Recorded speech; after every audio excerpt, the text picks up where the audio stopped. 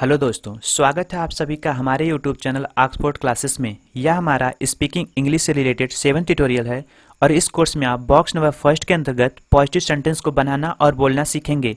जैसा कि हमने अपने सेकेंड ट्यूटोरियल में बताया था कि हम अपने पूरी स्पीकिंग क्लास को 9 बॉक्स के अकॉर्डिंग कंप्लीट करेंगे, तो इस ट्यूटोरियल में हमने बॉक्स नंबर फर्स्ट को स्टार्ट किया है।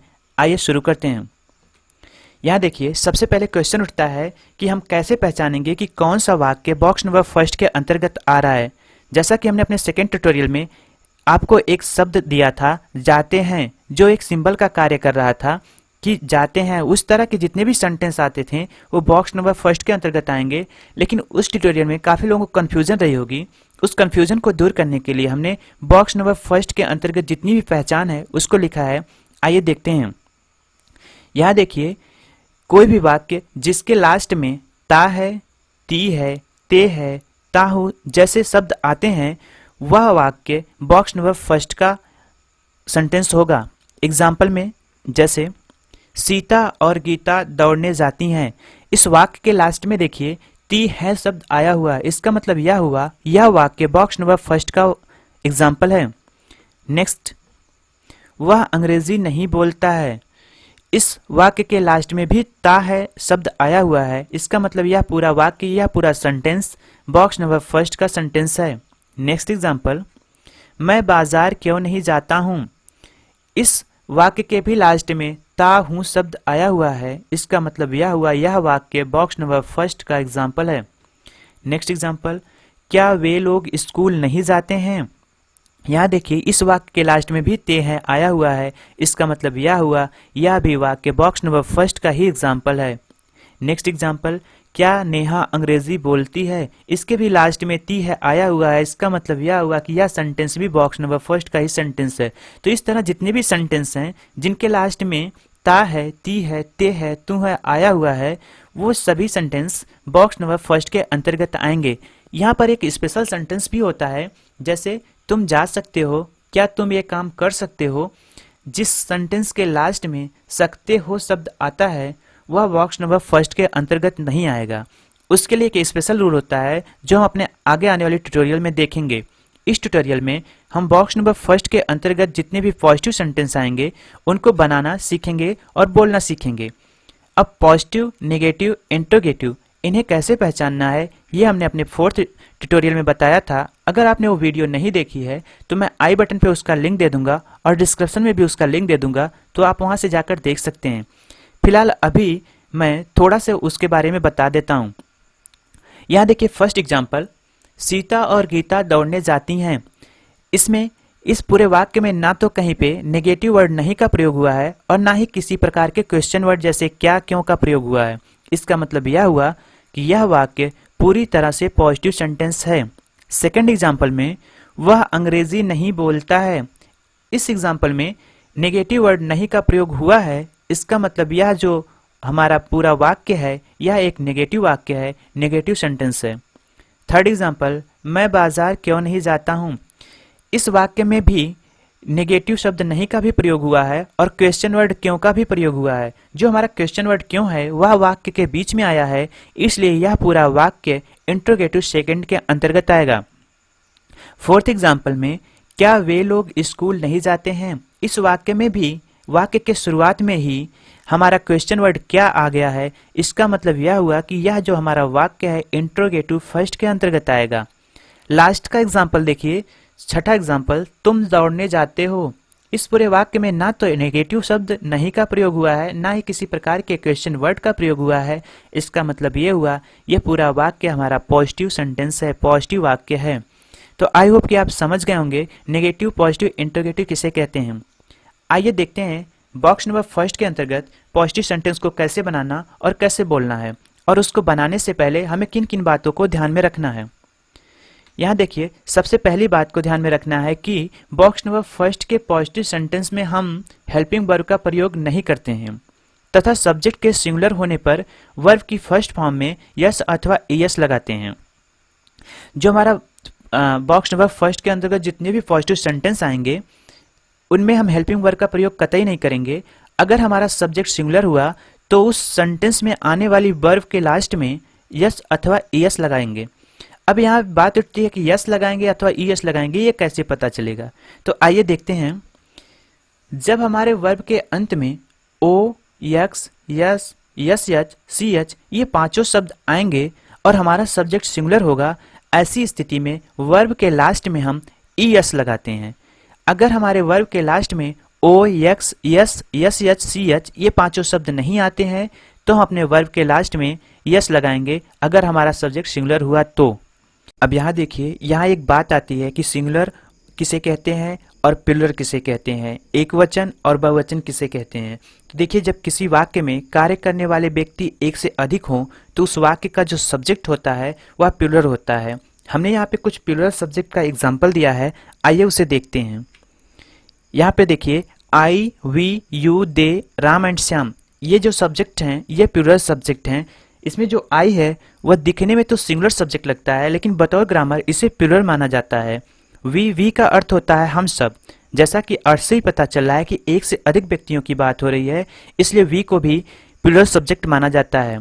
लास्ट में हमने जो एग्जाम्पल दिया है राम एंड श्याम का, इससे हमने बताने का प्रयास किया है कि हमारे वाक्य में जो कर्ता है वह एक से अधिक हैं, और जब किसी वाक्य के कर्ता एक से अधिक हों तो उस वाक्य का जो सब्जेक्ट होता है वह प्लूरल होता है, और जब किसी वाक्य का सब्जेक्ट प्लूरल होता है तो उस वाक्य में आने वाले वर्ब के लास्ट में हम यस अथवा एस का प्रयोग नहीं करते हैं।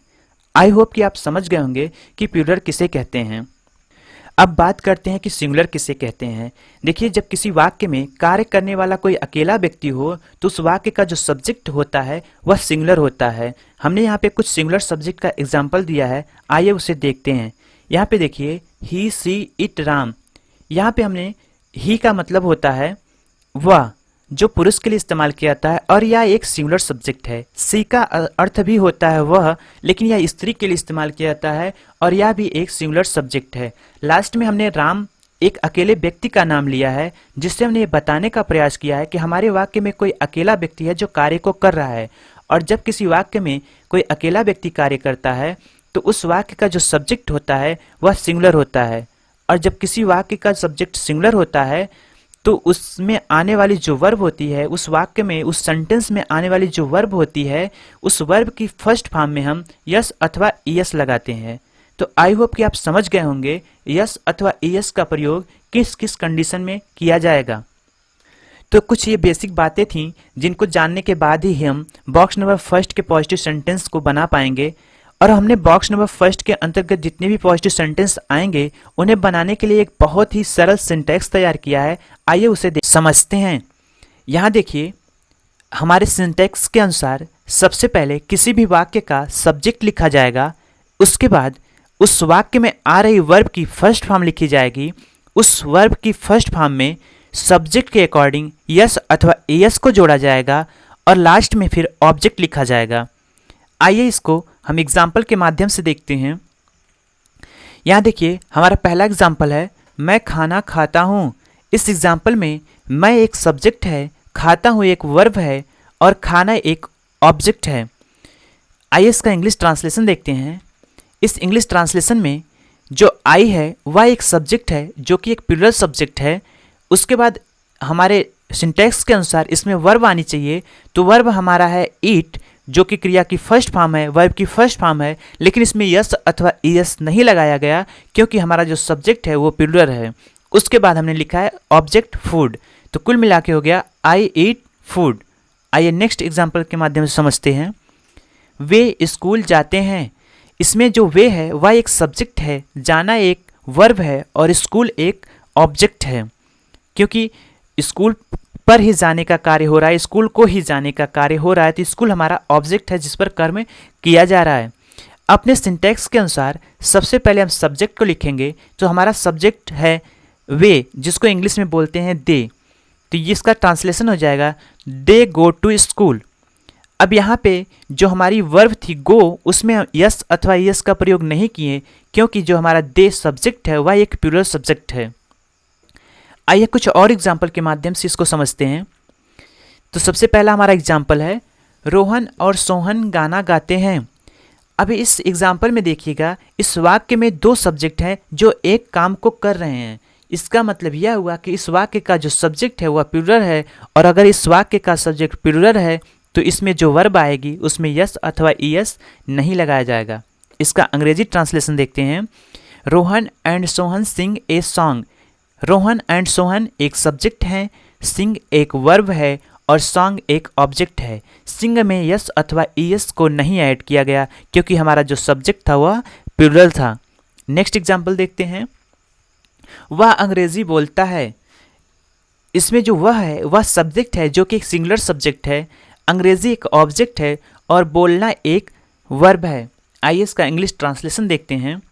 He speaks English. इसमें देखिए ही एक सब्जेक्ट है जो कि एक सिंगुलर सब्जेक्ट है और स्पीक एक वर्ब है जो कि वर्ब की फर्स्ट फॉर्म है। इसमें यस को ऐड कर दिया गया क्योंकि हमारा जो सब्जेक्ट था वह सिंगुलर था, उसके बाद ऑब्जेक्ट को लिख दिया गया और कुल मिलाकर हो गया ही स्पीक्स इंग्लिश। आइए नेक्स्ट एग्जाम्पल देखते हैं। तुम दरवाज़ा खोलते हो। यहाँ जो तुम है वह एक सब्जेक्ट है और एक प्लूरल सब्जेक्ट है। दरवाज़ा एक ऑब्जेक्ट है, खोलना एक वर्ब है। इसका अंग्रेजी ट्रांसलेट देखते हैं।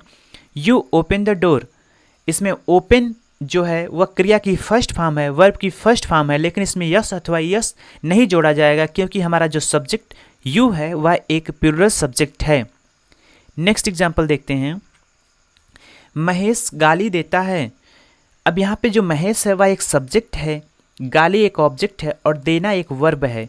महेश जो कि सिंगुलर सब्जेक्ट है इसलिए जो देना एक वर्ब है, उस वर्ब के लास्ट में यस अथवा ईएस ऐड किया जाएगा। आइए इसका अंग्रेजी ट्रांसलेशन देखते हैं। यहाँ पे महेश एब्यूजेस। महेश एक सब्जेक्ट था जो कि सिंगुलर सब्जेक्ट था। एब्यूज़ मीन्स होता है गाली देना जो कि वर्ब की फर्स्ट फॉर्म होती है। अब एब्यूज़ के लास्ट में ईएस जोड़ा गया है क्योंकि हमने आपको थोड़ी देर पहले ही बताया था कि अगर हमारे वर्ब के लास्ट में ओ आता हो या यस यच आता हो या सी यच आता हो या यक्स आता हो तो उसमें ईएस जोड़ दिया जाता है। तो इस वर्ब के लास्ट में यस आ रहा था इसलिए इसमें ईएस को जोड़ दिया गया, तो हो गया महेश एब्यूजेस। नेक्स्ट एग्जाम्पल देखते हैं। वह दौड़ने जाती है। इसमें जो वह है वह एक सब्जेक्ट है, जाना एक वर्ब है और दौड़ना भी एक वर्ब है जो एक ऑब्जेक्ट की तरह यहाँ कार्य कर रहा है। इसका इंग्लिश ट्रांसलेशन देखते हैं। She goes to run. She goes to run. अब यहाँ देखिए जो गो है वह वर्ब की फर्स्ट फॉर्म है लेकिन उसमें ईएस को जोड़ा गया है क्योंकि जो हमारा वह सब्जेक्ट है वह एक सिंगुलर सब्जेक्ट है और जब हमारा वह एक सिंगुलर सब्जेक्ट होगा तो हम वर्ब के लास्ट में ईएस को जोड़ देंगे या यस को जोड़ देंगे। आई होप कि आप समझ पाए होंगे कि इसको बनाना कैसे है और बोलना कैसे है। अब यहाँ पे कुछ बातें आपको ध्यान में रखनी है। सबसे पहली बात, बॉक्स नंबर फर्स्ट के पॉजिटिव सेंटेंस में हम यस अथवा ईएस का प्रयोग तभी करते हैं जब हमारा सब्जेक्ट एक वचन हो, सिंगुलर हो। अगर हमारा सब्जेक्ट प्लूरल हो तो हम यस अथवा ईएस का प्रयोग नहीं करते हैं। यह वीडियो अगर आपको अच्छा लगा हो तो प्लीज़ इसे लाइक करिएगा। अगर इसमें हमने कुछ समझाने में गलती की हो या कुछ समझ में ना आया हो तो हमें कमेंट करके ज़रूर बताइएगा। Thank you.